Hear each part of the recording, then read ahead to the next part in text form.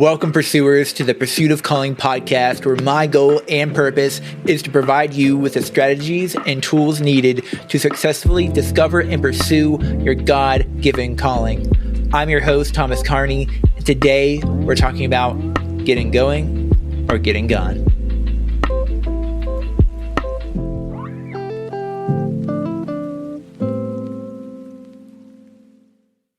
Okay, so yesterday I got my hair cut. I almost didn't, though. I looked outside and I saw that the roads were kind of messy. There was a lot of snow that came down the night before, and it was still coming down really hard, and I wasn't expecting it. And the road right in front of the house just looked atrocious.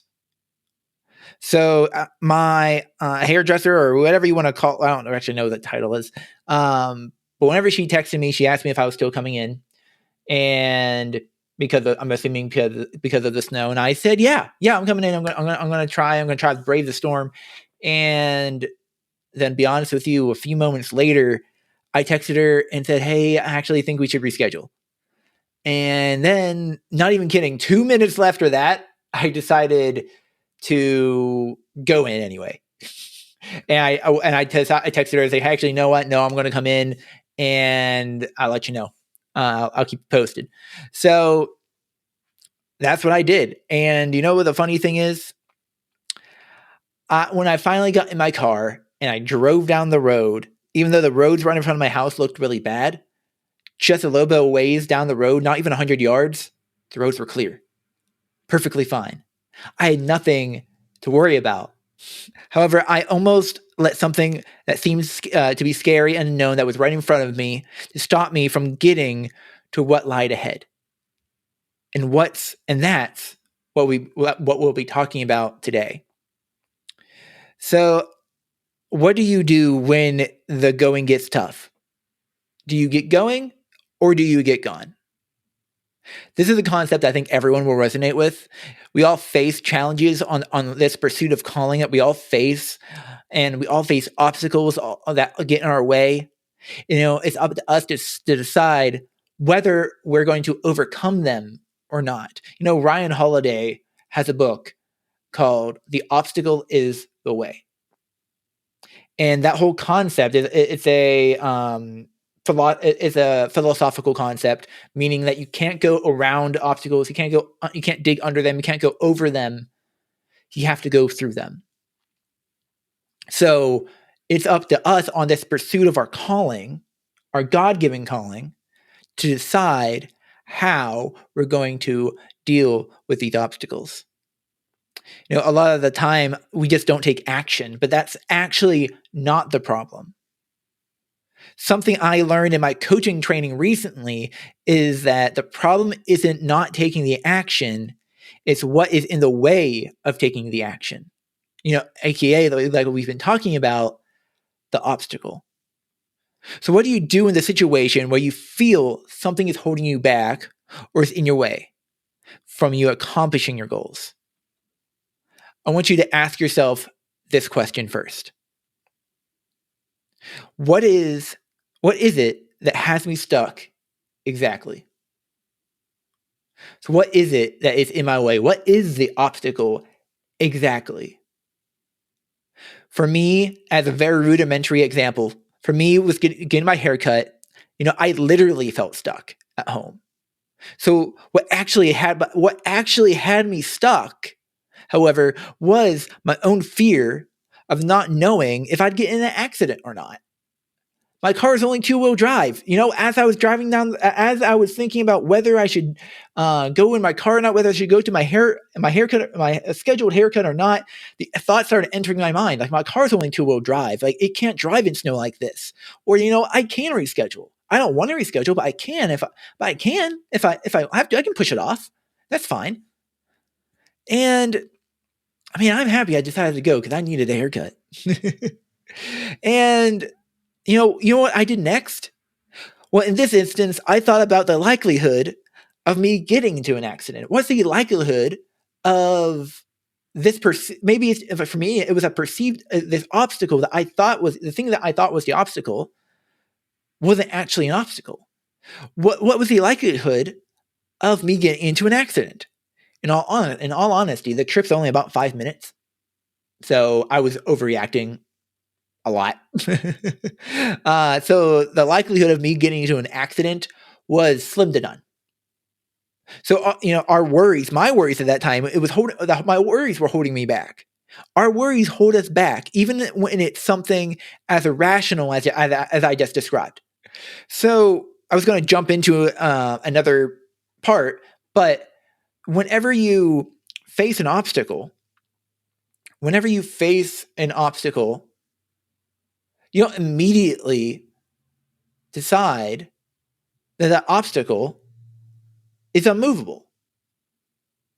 You think about it and you decide whether it's actually an obstacle or not, and whether the obstacle is within you or whether it's actually in something that is truly external outside of your control.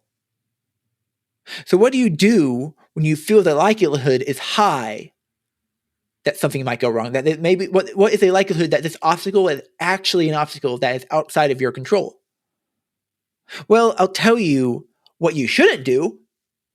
You shouldn't give up. Now I get it. This sounds very motivational, and I'm not. This isn't for motivation. I'm really just trying to be super uber practical with you. Just super honest. Don't give up.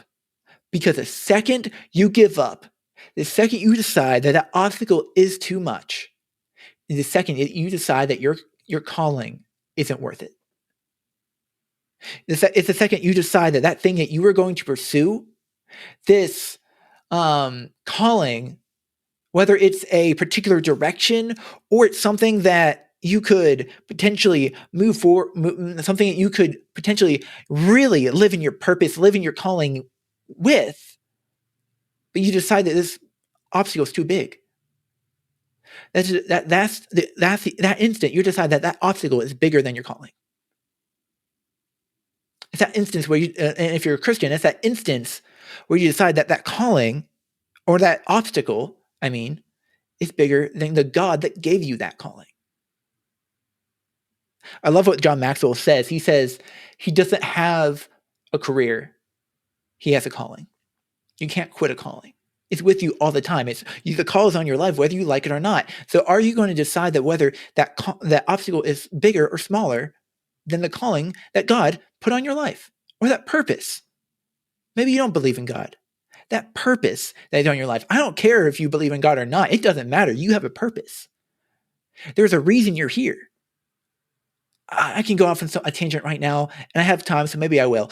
There's people that believe that there is no purpose to this existence, and I feel bad for them. Obstacles aren't obstacles to them, I guess. The obstacles are just a part of life, and they just deal with them, deciding that they're just there. The second an obstacle happens in the way, do they just quit? I don't know. I don't know what they do. But I know what we're going to do. We're going to pursue. So whenever you hit this obstacle, there's something that's outside of your control, something where you're pretty sure it's something. If you go this particular direction to try and pursue your calling this way, something's going to go wrong. What do? You pivot. In order to pivot properly, you need to answer two questions. Why is it likely that things will go wrong? I want you to write those things down. Why are these things going to go wrong? Decide, are these things, maybe they're external, and maybe there are some internal things that will cause these things to go wrong, cause these things to happen. But maybe they're not the only things. If they're external, then it's not this obstacle is not immovable. I don't believe that any obstacle is immovable. That's not true. But if it seems that this obstacle is outside of your control, there's something huge in the way, how can you pivot? How can you pivot?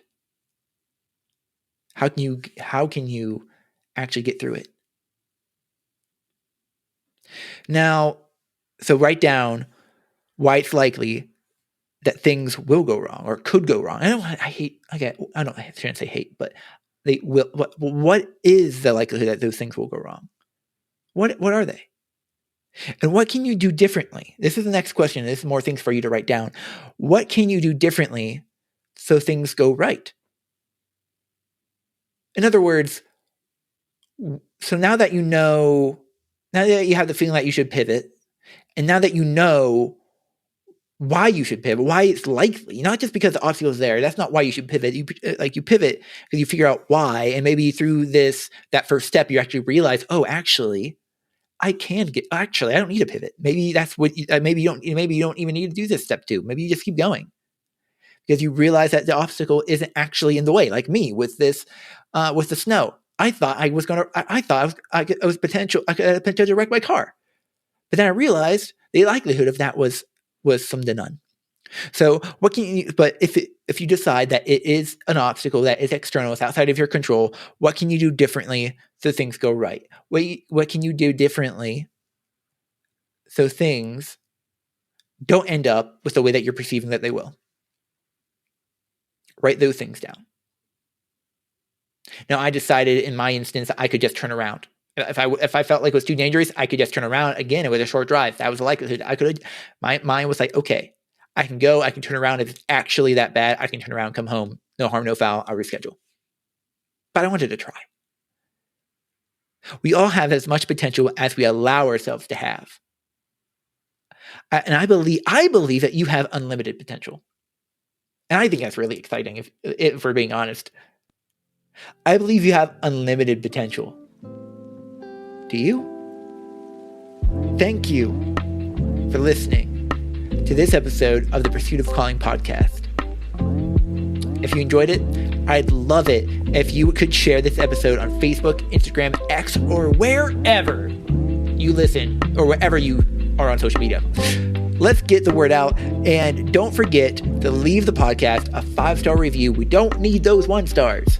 Like Dave Ramsey says, if you got nothing nice to say, don't say anything at all. 1 stars won't help anybody, guys. So, leave a review, leave a comment on Spotify or Apple Podcasts, or wherever you can leave a comment. And guys, keep pursuing. I'll see you next time.